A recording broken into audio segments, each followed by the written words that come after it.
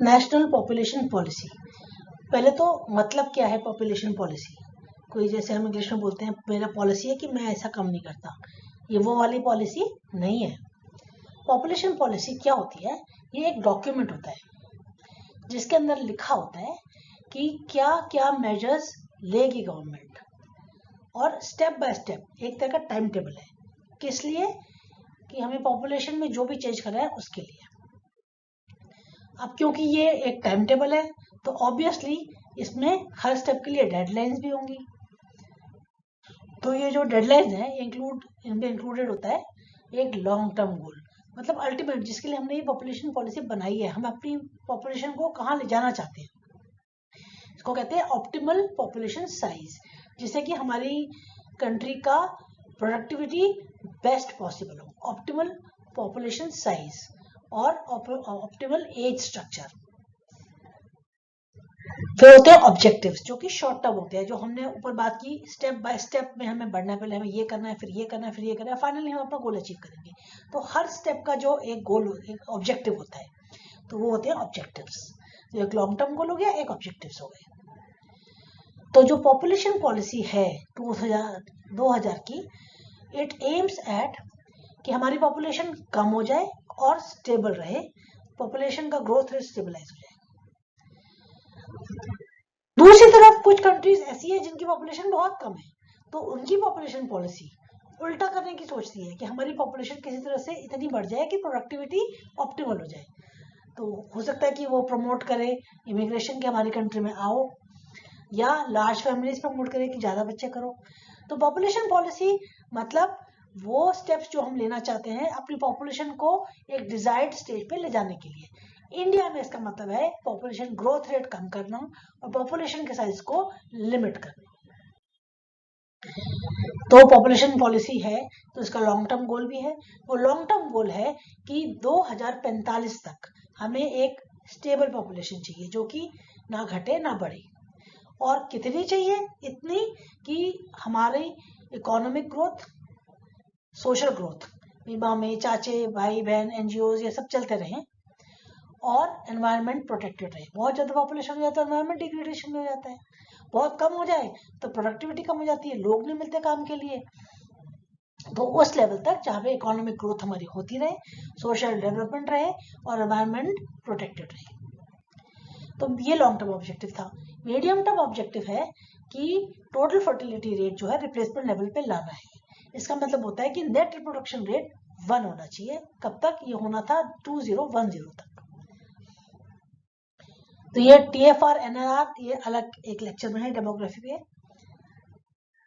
Immediate objectives क्या हैं population policy के? ये थे कि हमें अनमेट नीड्स, जो जरूरतें हैं जिनकी हमने अभी पूर्ति नहीं की है, उन पे ध्यान देना है, उनको करना है। किस चीज की अनमेट नीड्स? कॉन्ट्रासेप्शन की, गर्भ निरोधन की, और जो बेसिक हेल्थ केयर है उसकी इंफ्रास्ट्रक्चर, मतलब clinics, health centres, doctors, nurses, health workers वगैरह, ये ही हमारे पास अभी पूरे नहीं है, इनकी ही जरूरत पूरी नहीं हुई है। तो अनमेट नीड वो जरूरत है जो भी पूरी नहीं हुई है।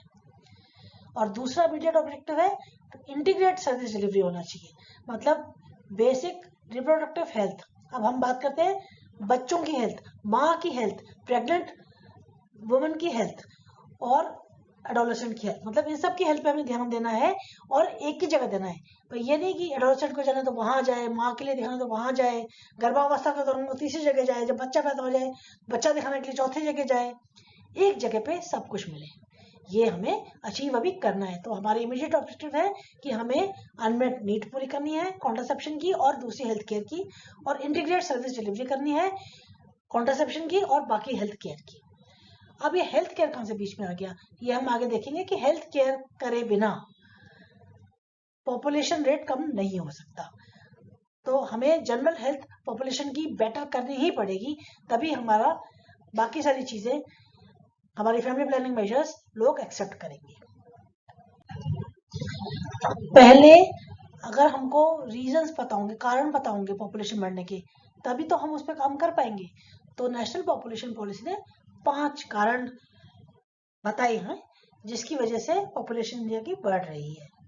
पहला कि हमारी जो जनसंख्या है उसका एक बड़ा हिस्सा उस उम्र में है जिस उम्र में बच्चा किया जा सकता है, इसको कहते हैं रिप्रोडक्टिव एज ग्रुप। तो एक बड़ा हिस्सा रिप्रोडक्टिव एज ग्रुप में है। देखो ये हमारा पॉपुलेशन पिरामिड है पहले का, जब इंडिया काफी 10-20 साल पुराना, जिसमें आप देख सकते हो कि ज्यादातर पॉपुलेशन जो है वो बच्चों की है, नीचे है। पर अब जो पॉपुलेशन पिरामिड है वो ऐसा है, आप देख सकते हो कि जो ज्यादातर संख्या है वो उस एज ग्रुप में है जिसमें बच्चा पैदा करने के लिए शरीर होता है। रिप्रोडक्टिव एज ग्रुप में है एक बड़ा हिस्सा। पहले ये बच्चे ज्यादा थे, अब अडल्ट रिप्रोडक्टिव एज ग्रुप के ज्यादा है। इस वजह से जो पॉपुलेशन बढ़ने का मोमेंटम है वो बरकरार रहेगा अगले कुछ सालों तक। फिर अनमेट नीड कॉन्ट्रासेप्शन की बहुत ज्यादा है। अनमेट नीड का मतलब वो जरूरत, गर्भ निरोधन की वो जरूरत जो कि पूर्ण नहीं हुई है, वो काफी है। मतलब कि लोगों को जरूरत है लेकिन उसको फैसिलिटी मिली नहीं है। तो अनमेट नीड का मतलब वो कपल्स जिनको और बच्चे नहीं चाहिए या अभी बच्चे नहीं चाहिए, लेकिन वो फिर भी कोई गर्भ निरोधन का साधन इस्तेमाल नहीं कर रहे हैं। रीजन कुछ भी हो सकता है, पर उनको बच्चे रोकना चाहते हैं, वो उनको भी बच्चे नहीं चाहिए पर वो कुछ इस्तेमाल नहीं कर रहे हैं, और बच्चे हो जाते हैं कभी कभी नहीं भी होते, पर उनको जरूरत है पर वो जरूरत पूर्ण नहीं हो रही है, इसको कहते हैं अनमेट नीड। ये बहुत ज्यादा है। तीसरा कारण कि हिंदुस्तानी फैमिलीज को चाहिए ज्यादा बच्चे। क्यों चाहिए?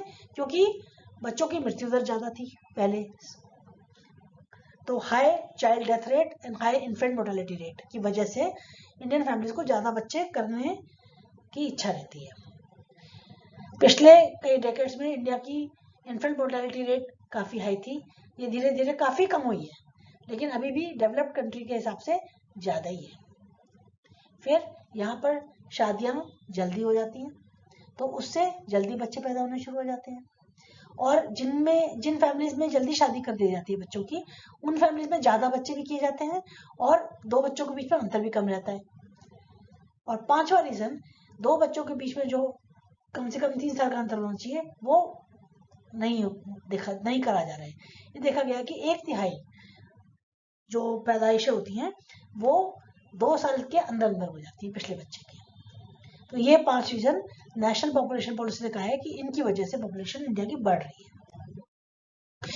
तो इससे अर्थ यह निकलता है कि अगर हमें अपनी पॉपुलेशन को स्टेबलाइज करना है तो हमें एक हेल्थ सर्विसेज का लेवल लाना पड़ेगा। अब ये बात आप कहोगे कि हेल्थ सर्विसेज, अभी हम बात करते हैं फैमिली प्लानिंग की, अब हेल्थ सर्विसेज की बात होगी। हमने पीछे देखा कि हमारी हेल्थ सर्विसेज अच्छी होंगी तो हमारी मृत्यु दर सारी कम होंगी, बच्चों की, नवजात शिशु की, 1 साल से छोटे बच्चों की और बड़ों की भी। जब हेल्थ स्टेटस बढ़ता है तो पॉपुलेशन कम होता है, ये पूरी दुनिया में देखा गया है। इसलिए एक जरूरत है कि हेल्थ सर्विसेज भी बेटर की जाए, उससे भी पॉपुलेशन स्टेबलाइज होगी, and not just family planning. तो इसको ध्यान में रखते हुए नेशनल सोशल डेमोग्राफिक गोल्स बनाए गए और ये कहा गया कि इनके द्वारा हम हेल्थ और सोशल वेलफेयर अचीव करेंगे, हेल्थ भी बेटर करेंगे और सोशल एनवायरनमेंट भी बेटर करेंगे अपनी सोसाइटी का। और ये कहा गया था कि इन गोल्स को हम अचीव कर लेंगे 2010 तक। हमने कितने किए कितने नहीं किए ये अलग कहानी है, तो हमें 2010 तक करना था। गोल्स क्या है ये हम यहाँ लिस्ट करते हैं। अनमेट नीड्स, किस चीज की? कॉन्ट्रासेप्टिव की अलावा रिप्रोडक्टिव हेल्थ की। रिप्रोडक्टिव हेल्थ का मतलब कि जिनको बच्चे चाहिए उनको बच्चे हों, हेल्दी हों, पूरा जीवन जिए और बड़े हो जाए, माँ भी हेल्दी रहे। जिनको बच्चे नहीं चाहिए वो बच्चे को रोकने में कामयाब रहे, इसको कहते हैं रिप्रोडक्टिव हेल्थ। तो उसकी अनमेट नीड, उसके अलावा बच्चे की केयर की हेल्थ अनमेट नीड, और उसका इंफ्रास्ट्रक्चर, मतलब वो क्लिनिक जहाँ पे बच्चों की स्वास्थ्य की देखभाल की जाए, माँ के स्वास्थ्य की देखभाल की जाए, जिनको बच्चे नहीं चाहिए उनकी स्वास्थ्य की देखभाल की जाए, बीमारों की स्वास्थ्य की देखभाल की जाए, वो इंफ्रास्ट्रक्चर और वो लोग, इसको कहते हैं अनमेट नीड को पूरा करने की कोशिश। फिर स्कूल की एजुकेशन फ्री और कंपल्सरी की जाए 14 साल की उम्र तक, क्योंकि जितनी ज्यादा एजुकेटेड सोसाइटी देख रही है उनमें उतनी कम पैदाइश की दर देखी गई है। फिर इन्फेंट मोर्टेलिटी रेट को काफी कम करना है, 30 पर 1000 लाइव बर्थ से नीचे लाना है, 30 से नीचे लाना है। मैटरनल मोर्टेलिटी, माँ की मृत्यु दर को भी 100 पर लाख लाइव बर्थ से नीचे लाना है, मतलब 1 पर 1000 लाइव बर्थ या 100 पर 100,000 लाइव बर्थ। फिर अचीव यूनिवर्सल इम्यूनाइजेशन, सारे बच्चों को जो भी वैक्सीन प्रिवेंटेबल डिजीज है उसके टीके लगे होने चाहिए, ताकि उन बीमारी से बचे रहेंगे तो जीवित रहेंगे और हेल्दी रहेंगे, स्वस्थ रहेंगे। लड़कियों की शादी की उम्र बढ़ाई जाए, ये तो अब पार्लियामेंट में बिल भी आ चुका है कि लड़कियों की एज लड़कों के बराबर कर दी गई। 21 साल लीगल मैरिज एज है दोनों लड़कों की और लड़कियों की। फिर जो डिलीवरी होती है उनमें से 80% किसी इंस्टीट्यूशन में होनी चाहिए, जैसे कि कम्युनिटी हेल्थ सेंटर पे हो, प्राइमरी हेल्थ सेंटर पे हो, हॉस्पिटल में हो, डिस्ट्रिक्ट हॉस्पिटल में हो, बड़े हॉस्पिटल में, कहीं भी हो, लेकिन हो इंस्टीट्यूशन में। उसके अलावा जो बची हुई हैं वो ट्रेन पर्सन से हो कम से कम, अगर इंस्टीट्यूशन में नहीं हो पा रही तो ट्रेन पर्सन तो करे, घर पे ही करे चाहे। और ट्रेन पर्सन कौन होता है? ऑक्सिलरी नर्व मिडवाइफ या उससे ऊपर कोई डॉक्टर, फिर गायनेकोलॉजिस्ट वगैरह, ऐसे इनको कहते हैं ट्रेन्ड पर्सन्स। दाई को ट्रेन्ड पर्सन में नहीं लाते हैं डेफिनेशन के हिसाब से। अगला गोल है कि जिसको भी चाहिए हो सबको मिले क्या? कॉन्ट्रासेप्शन की इंफॉर्मेशन और काउंसलिंग, गर्भ निरोधन के तरीकों के बारे में सबको पता होना चाहिए और सबको ये पता करने का हक होना चाहिए कि हमें कौन सा तरीका इस्तेमाल करना है, और बहुत सारे तरीके उनके लिए मौजूद होने चाहिए। 100% रजिस्ट्रेशन, जन्म का, मृत्यु का, शादियों का, प्रेगनेंसी का वगैरह, क्योंकि रजिस्ट्रेशन पूरा होगा तो केयर भी पूरी होगी। एड्स को फैलने से रोकना है। सारी कम्युनिकेबल डिजीजेस को प्रिवेंट करना है और अगर हो रही है तो कंट्रोल करना है। मतलब कि बेसिकली हेल्थ बेटर करनी है तो पैदाइश दर अपने आप कम हो जाएगी।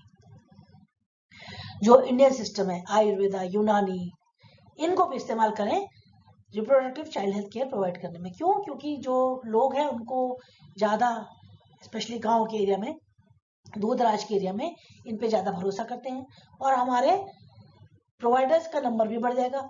डॉक्टर्स के अलावा ये भी इंक्लूड होंगे डॉक्टर्स की तरह। और ये सब करते हुए जो हमने ऊपर बात की है गोल्स, हमें भूलना नहीं है कि हमें फिर भी ये बोलते रहना है कि छोटा परिवार सुखी परिवार, छोटा परिवार सुखी परिवार, ये भी हमको प्रमोट करते रहना है। यानी कि हम उसी सब में लग गए, वो तो बहुत जरूरी है ही, पर साथ में ये बताते रहना भी जरूरी है कि छोटा परिवार सुखी परिवार। आखिरी में जो सारे सोशल सेक्टर है जिनकी जरूरत पड़ती है ये सब अचीव करने के लिए, खाली हेल्थ सेक्टर तो नहीं कर सकता। एक तो एजुकेशन सेक्टर है जो कि बच्चों की पढ़ाई लिखाई को इंश्योर करे 14 साल तक। फिर दूसरा लीगल सेक्टर है जो कि देखे कि लीगल एज ऑफ मैरिज हो रही है नहीं हो रही है, तो पुलिस का सेक्टर है जो आके रोके ऐसी मैरिजेस को और बताए लोगों को नहीं करना है। फिर हेल्थ सेक्टर तो है ही, ऐसे कई सारे सोशल वेलफेयर सेक्टर है, बहुत सारे सेक्टर की जरूरत पड़ेगी जिससे कि लोगों की हेल्थ बेटर हो, और हेल्थ बेटर हो तो जन्म दर भी कम होगी। तो इनकी कन्वर्जेंस बहुत जरूरी है कि ये सब मिल के काम करें। ये सोचा गया कि अगर नेशनल पॉपुलेशन पॉलिसी अच्छी से हम लागू कर दी जाए, जैसा सोचा है वैसा करा जाए, तो 2010 में पॉपुलेशन जो होगी वो 1107 मिलियन ही होगी, जबकि अगर कुछ नहीं करते तो 1162 मिलियन एक्सपेक्ट की गई थी। लेकिन असल में पाया क्या गया 2011 के सेंसस में कि भैया 1162 से भी ज्यादा 1210 मिलियन पॉपुलेशन थी। तो नेशनल पॉपुलेशन पॉलिसी की जरूरत और बढ़ गई थी, पर लागू अभी करनी है अच्छे से। स्ट्रेटेजिक थीम्स इसमें लिखी गई है पॉपुलेशन पॉलिसी में। ये होती क्या चीज है? स्ट्रेटेजिक थीम्स होती हैं वो स्ट्रेटेजी जो हम यूज करें, कहते हैं कि हम बिल्कुल वहां चोट करें जहां पे सबसे ज्यादा इफेक्ट लगे। स्ट्रेटेजी सबसे पहली डिसेंट्रलाइज प्लानिंग, जो प्रोग्राम है पॉपुलेशन कंट्रोल का और हेल्थ बढ़ाने का, वो प्लानिंग जो है वो पंचायतों पे छोड़ दी जाए। ये नहीं कि सीधे सेंट्रल गवर्नमेंट कर रही है और वहां से नीचे सारे प्रोग्राम जा रहे हैं कि आपको इतनी आयरन की गोलियां दी जाएंगी, आपको इतनी दवाई दी जाएगी, आपको इतनी ये फला खांसी की दवाई दी जाएगी, इतने आपको कॉन्ट्रासेप्टिव दिए जाएंगे। जितनी जरूरत है उतनी पंचायत लेवल पे प्लानिंग हो, और ये जो जरूरत है हमें इतनी ये चीज चाहिए, ये ऊपर जाती जाए और फिर ऊपर जाके प्लान बने और बजट बने। तो ये प्लानिंग छोड़ देनी चाहिए हमें विलेज लेवल पे, पंचायत पे, स्पेशली वहाँ की औरतों पे, कि हमें कितनी चीज चाहिए, कितनी दवाइयाँ चाहिए, कितने कॉन्ट्रासेप्टिव चाहिए, कौन से कॉन्ट्रासेप्टिव ज्यादा चाहिए, कौन से कम चाहिए। तो इनके टारगेट्स जो है वो लोकल लेवल पे बने और फिर ऊपर डाले कि हमें ये टारगेट अचीव करना है। आप हमको नहीं देंगे टारगेट, हम अपने टारगेट खुद बनाएंगे, फिर आपको बता देंगे। दूसरा, वही हमने जो पीछे बात की, convergence of service delivery at village level. जब विलेज लेवल पे बात आए, हमें एजुकेशन की बात करनी है, हमें लड़कियों को स्कूल भेजना है, हमें लड़कियों को सैनिटरी नैपकिन देने हैं, हमें लड़कियों को कोई वोकेशनल ट्रेनिंग देनी है, हमें लड़कियों को, औरतों को ऐसी जगह डालना है कि वो पैसे कमा सकें, तो ये सेक्टर, इकोनॉमिक सेक्टर, हमें बहुत दूर दूर तक जाने की और बहुत ज्यादा कागजी कार्रवाई करने की जरूरत नहीं पड़नी चाहिए। एक आध जगह, छोटी सी जगह में यहाँ से एजुकेशन हो जाएगी, यहाँ से स्कूल में ही बच्चियों को सैनिटरी नैपकिन मिल जाएंगे, स्कूल में ही एक कमरे में वोकेशनल ट्रेनिंग हो जाएगी। हर चीज जो कन्वर्जेंस है, मिलजुल के काम है, वो विलेज लेवल पे हो। तो सारी वो सेक्टर्स जिनसे अल्टीमेटली लोगों की हेल्थ पे फर्क पड़ता है, स्वास्थ्य पे फर्क पड़ता है, वो एक जगह पे मिल जाए, इसे कहते हैं convergence of various sectors. Empowering women, women को एम्पावर किया जाए, उनको पढ़ाया लिखाया जाए, उनकी हालत सुधारी जाए, उनको ऊपर लाया जाए, जिससे कि वो अपनी हेल्थ का खुद ध्यान रख सके, अपने न्यूट्रिशन का खुद ध्यान रख सके, अपनी वैल्यू समझ सके, और उसके हिसाब से अपना खुद ख्याल ना ओनली रख सके बट रखना चाहे भी।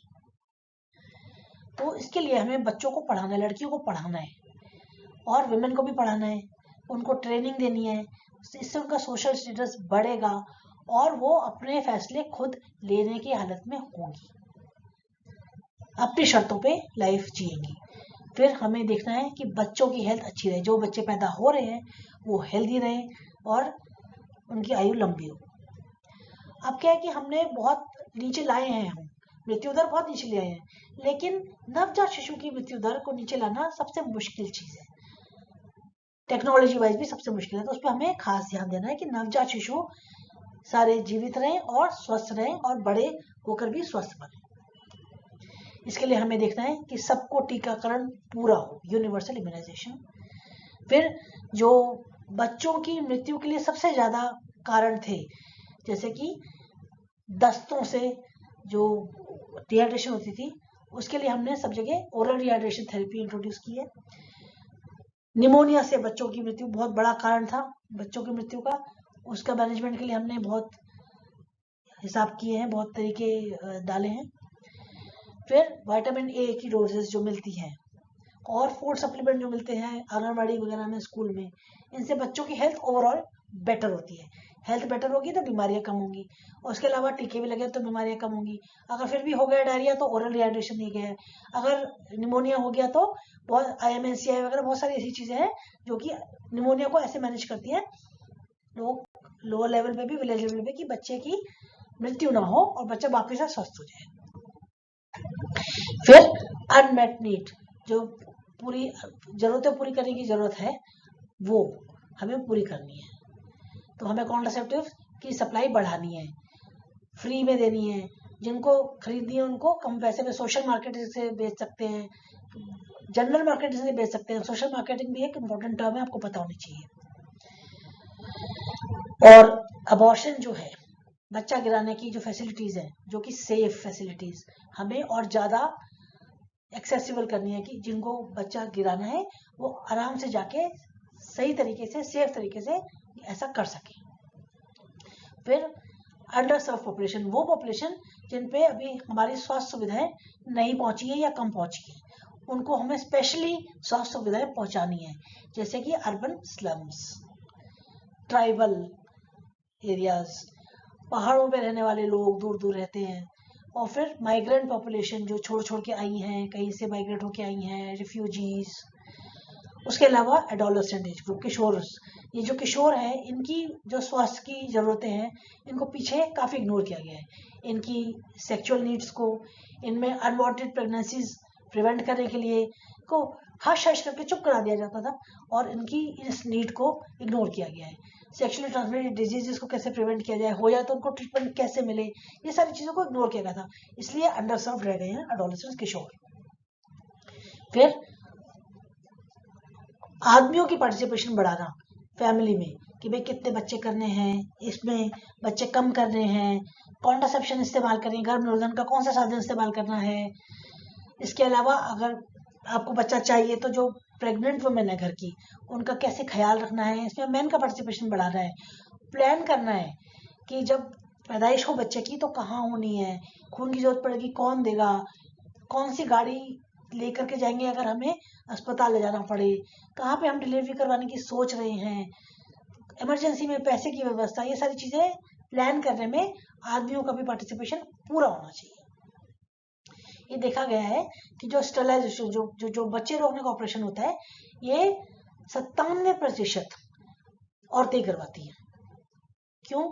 जबकि आदमियों का जो ऑपरेशन होती है, जो वैसेक्टमी होती है, आदमियों की नसबंदी होती है, पुरुष नसबंदी बहुत आसान होती है, बहुत सेफ होती है और इसका कोई साइड इफेक्ट भी नहीं होता है। लेकिन फिर भी औरतों की नसबंदी ही 97% केसेस में औरतों की ही नसबंदी करवाई जाती है। तो आदमियों की पार्टिसिपेशन बढ़ानी है इस सब में। फिर जो डॉक्टर हैं वो अलग अलग तरह के भी इंक्लूड हमें कर रहे हैं कि हम लोगों की हेल्थ बढ़ाने के लिए डॉक्टरों की सप्लाई बढ़ाए, चाहे वो हमारे लोकल आयुर्वेदिक डॉक्टर हों, होम्योपैथिक डॉक्टर हों, यूनानी डॉक्टर हों और आरएमपी हों, इनकी हमें अवेलेबिलिटी बढ़ानी है, इनको इनकरेज करना है और जिससे कि ज़्यादा से ज़्यादा हमारे पास ऐसे डॉक्टर हो सके। फिर एनजीओज और प्राइवेट सेक्टर को भी इंक्लूड करना है, क्योंकि 75% हेल्थ केयर जो हमारे देश के लोग लेते हैं वो प्राइवेट में ही जाके लेते हैं। तो इनको भी इंक्लूड करना है कि ये ढंग की रिप्रोडक्टिव और चाइल्ड हेल्थ केयर दे सके, कॉन्ट्रासेप्शन को प्रमोट कर सके और कॉन्ट्रासेप्टिव सर्विसेज प्रोवाइड करें, गर्भ निरोधन के साधन भी प्रोवाइड करें, एनकरेज करें, लोगों को बताएं, इंफॉर्मेशन दें, काउंसलिंग दें और ऑब्वियसली बच्चों की हेल्थ बढ़ाने में, टीकाकरण में, गर्भावस्था में, औरतों का ख्याल रखने में, इन चीज़ों में भी ये लोग सहयोग दें। वही जैसे हमने ऊपर किया, इंडियन सिस्टम ऑफ मेडिसिन मतलब आयुर्वेदिक, यूनानी और होम्योपैथी को हमें और ज़्यादा इस्तेमाल में लाना है। फिर इसके साथ साथ हमें गर्भ निरोधन के जो तरीके हैं उनमें और रिसर्च करनी है और आसान और अच्छे तरीके डेवलप करने हैं। इसके अलावा रिसर्च करनी है कि लोगों में इसकी एक्सेप्टेंस कैसे बढ़ाई जाए, इनको कैसे प्रमोट किया जाए कि लोग ज़्यादा से ज़्यादा इनकी तरफ अट्रैक्ट हों, इनको कैसे लोगों को अवेलेबल कराया जाए कि लोगों को आराम से मिल जाए, जो शर्माते हैं उनको शर्मा में मिल जाए, जो सामने से जाते हैं उनको सामने से मिल जाए, जिसको जैसे चाहिए उसको वैसे मिल जाए, जिसके लिए जो बेस्ट गर्भ निरोधन हो वो उसको वो मिल जाए और वो डिसाइड कर सके कि मुझे क्या इस्तेमाल करना है। तो इसको कहते हैं ऑपरेशनल रिसर्च। और दूसरा रिसर्च कॉन्ट्रासेप्टिव, वो लैब में रिसर्च किया कि कॉन्ट्रासेप्टिव, नए तरह के कॉन्ट्रासेप्टिव डेवलप करना, इन दोनों रिसर्च को बढ़ावा देना एक स्ट्रैटेजी। इसके लिए हमारे पास हमने बनाए हैं अपनी कंट्री में international institute of population sciences, population research centres. और इसके अलावा जो डेटा है भी, हमारा जन्म दर कितनी है, मृत्यु दर कितनी है, कितने लोग कॉन्ट्रासेप्टिव यूज कर रहे हैं, गर्भ निरोधन कितने लोग यूज कर रहे हैं, कितनी अनमेट नीड है, ये डेटा कहाँ से मिलता है? ये बराबर सर्वे होते हैं उनसे मिलता है, जैसे कि national health and family welfare survey हर 5 साल में होता है, इसके अलावा डिस्ट्रिक्ट सर्वे हर 2 साल में होता है। ये हर सर्वे में 50% डिस्ट्रिक्ट सर्वे किए जाते हैं, तो 2 साल में सारे डिस्ट्रिक्ट कवर हो जाते हैं, फिर से शुरू हो जाता है। फिर फैसिलिटी सर्विस मतलब health facility, health centres, hospitals, सब सेंटर्स, ये कितने हैं और कैसे हैं। फिर हमें वृद्ध जो लोग हैं उनकी केयर के लिए इंतज़ाम करने हैं, क्योंकि अगर वृद्धावस्था की केयर अच्छी हो जाएगी तो जो बुढ़ापे की लाठी है भाई, हमारे बहुत सारे बच्चे करेंगे क्योंकि वो हमारे बुढ़ापे की लाठी बनेंगे, ये वाली टेंडेंसी कम हो जाएगी।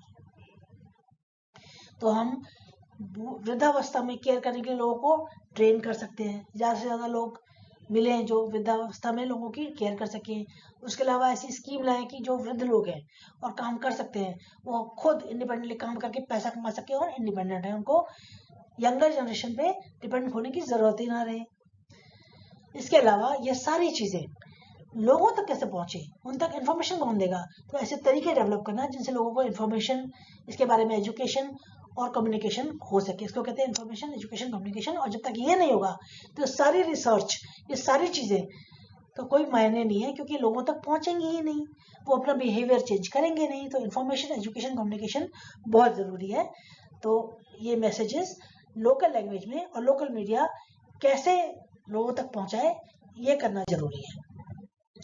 इसके अलावा लोगों का जो प्रोमिनेंट पब्लिक फिगर्स हैं, इनका सपोर्ट हम लेंगे, ये एक स्ट्रेटेजी है। जैसे कि और खुद जो बड़े बड़े लोग हैं जिनकी तरफ लोग देखते हैं, वो खुद छोटी फैमिली रखें तो एक एग्जाम्पल देंगे वो लोगों को। जैसे पॉलिटिकल लीडर्स, कम्युनिटी के लीडर्स, इन्फ्लुएंसर्स, आजकल के मीडिया में social influencers, professional leaders, religious leaders, धर्म गुरु, फिल्म स्टार्स, तो सब लोग इनके पीछे भागते हैं, स्पोर्ट्स पर्सनालिटी और ओपिनियन मेकर वगैरह, ये लोग इसको सपोर्ट करें। छोटा परिवार सुखी परिवार, और खुद भी ऐसा करें जिससे कि लोग उनकी तरफ देखते हैं तो वो देखें कि हाँ भाई इन्होंने भी किया है। फिर उन्होंने कहा है कि ये सब देखने के लिए नेशनल पॉपुलेशन पॉलिसी ने कहा है कि हमें ये संस्थाएं स्थापित करनी है, नेशनल कमीशन ऑन पॉपुलेशन। ये प्राइम मिनिस्टर इसका हेड हो, ये बन चुके हैं। स्टेट लेवल पे स्टेट कमीशन ऑन पॉपुलेशन, और यूनियन टेरिटरी है तो union territory commission on population. इसके अलावा जो हमारा प्लानिंग कमीशन है उसमें कोऑर्डिनेशन सेल डेवलप किया जाए, जिससे कि इंटर सेक्टोरल कोऑर्डिनेशन हो सके। हमने पूरी बात की, सारी संस्थाएं, education sector, medical sector, social welfare sector, food sector, nutrition sector, सारे मिलके प्लान में कन्वर्ज करने की प्लानिंग कर सके। तो ये प्लानिंग कमीशन के लेवल पे ही एक सेल होना जरूरी है, कोऑर्डिनेशन सेल। फिर टेक्नोलॉजी मिशन बनाया जाए डिपार्टमेंट ऑफ फैमिली वेलफेयर में, जो कि टेक्नोलॉजी सपोर्ट करे।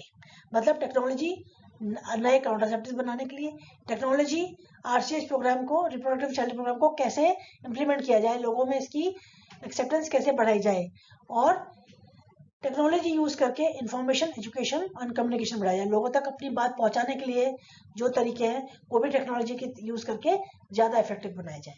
तो इसके लिए टेक्नोलॉजी मिशन बनाया जाए डिपार्टमेंट ऑफ फैमिली वेलफेयर के अंदर ही, तो टेक्नोलॉजी इनपुट देगा। फिर सजेस्ट किए गए हैं कुछ ऐसे तरीके जिससे कि जो स्मॉल फैमिली नॉर्म, छोटा परिवार सुखी परिवार को एक्सेप्ट करता है, उसको प्रमोट किया जाए इस चीज को। तो कुछ एग्जाम्पल दिए गए हैं कि आप ऐसा कर सकते हैं कि वो पंचायत एरियाज जहाँ पे सब लोगों का छोटा परिवार सुखी परिवार है, और वहाँ पे या फिर इन्फेंट मोर्टेलिटी बहुत कम है, बर्थ रेट बहुत कम है, लिटरेसी बहुत ज्यादा है, ऐसी पंचायत एरिया को सरकार से के द्वारा इनाम दिया जाए, उनकी इज्जत बढ़ाई जाए। एक मैटरनिटी बेनिफिट स्कीम चल रही है, जो कि एक माँ अगर 19 साल के बाद बच्चा पैदा करती है, पहला या दूसरा बच्चा, उसको 500 रुपये मिलते हैं। तो ये जो स्कीम है ये चलती रहेगी। फिर जो लोग टर्मिनल मेथड, पुरुष नसबंदी या महिला नसबंदी एक्सेप्ट करते हैं, उनको हेल्थ इंश्योरेंस दी जाएगी।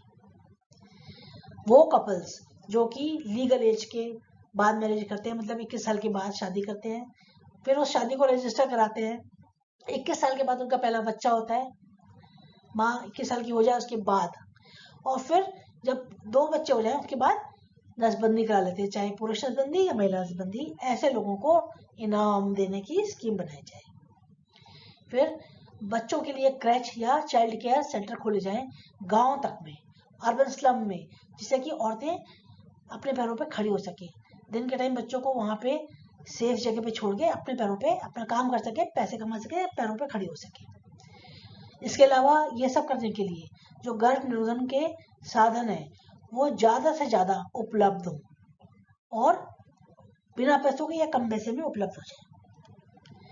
फिर जो विलेज में कुछ काम करते हैं, लोगों को जीविका के साधन देते हैं या एम्बुलेंस चलाते हैं, इन लोगों को सॉफ्ट लोन दिया जाए सरकार की तरफ से, जिससे कि वो ये ज्यादा अच्छे से कर पाए। एम्बुलेंस की तो बहुत ज़रूरत है, जिससे जब बच्चा पैदा हो रहा हो तो कोई भी कॉम्प्लिकेशन हो सकती है, तो फटाफट एम्बुलेंस से हॉस्पिटल जा सके। लड़कियों को वोकेशनल ट्रेनिंग की व्यवस्था की जाए, जिससे कि वो खुद के पैरों पर खड़ी हों, अपना काम स्वयं करके स्वावलंबी बने।